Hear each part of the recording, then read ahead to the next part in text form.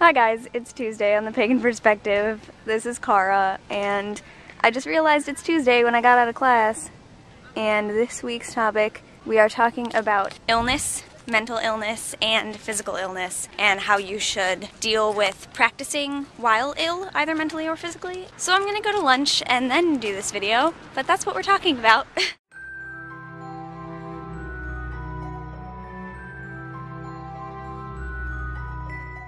Someone is using the computer at the moment, and now I'm distraught because I lost the wrist strap for my camera. Look, it fell off. So I'm gonna go try and find that and then do this. I really hope my wrist strap is out here on the ground instead of all the way back in the dining hall. I should have just kept it in my bag.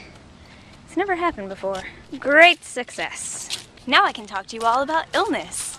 It's not a positive thing. Okay, without further ado, I have the topics here. So first I want to talk about the questions from 1130 Danny. I'm just gonna call you Danny. When it comes to health and magic, do you think that illness affects one's ability to do magic? Yes, I do. I think that when we're sick, our energy is a little bit skewed, and when our energy is skewed, we have an issue dealing with magic. My personal opinion, and the opinion of anything that I've read, tends to be that if you're sick, you shouldn't do magic. I don't think that really applies to, like, if you have a little cold. I think you're probably okay in that sense, but if you're really sick, if you're bedridden, you can't get off the couch, can't stop sneezing, probably don't want to try and do that. Do you think a sick person can heal themselves? To a certain extent, yes. Like I said, if it's just a cold, if it's something little that mostly your energy is still healthy and vibrant and working correctly, I think that you can heal yourself to an extent. I definitely do when I just have minor problems, but the rest of me is working well. But if I were really, really, really sick, no, I don't believe that I could heal myself, and I don't think that someone who is really, really physically ill,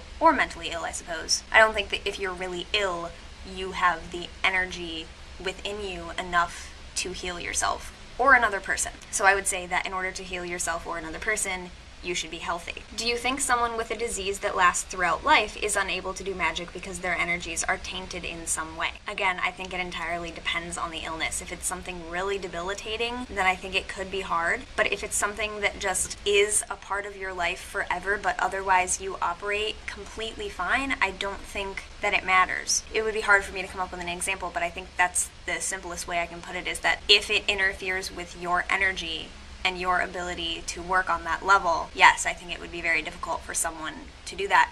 But I think that there are some conditions and diseases and illnesses and whatever you would call them that persist throughout our lives that do not affect us in that way. So it would completely depend on the situation for me. And the last part of Danny's question, do you think that it affects a person's energies sent out into the universe? Illness in general? Yes, I do. I think I answered that throughout. If the energies are disabled in some way, that would affect how they get out to the universe, yes. So I believe that, and like I said, I believe it depends on the situation, it depends on the severity, it depends. Now, the other questions from Helen. Recently diagnosed with depression and post-traumatic stress disorder, not practicing as much as she used to and misses it, but can't get out of the spiritual funk, and we are supposed to talk about how you can get out of a spiritual funk while dealing with mental illness. I don't have a lot of personal experience with mental illness. Anything that I have dealt with has been either through observing other people or very, very mild versions of myself. And so, as I just said, if I'm including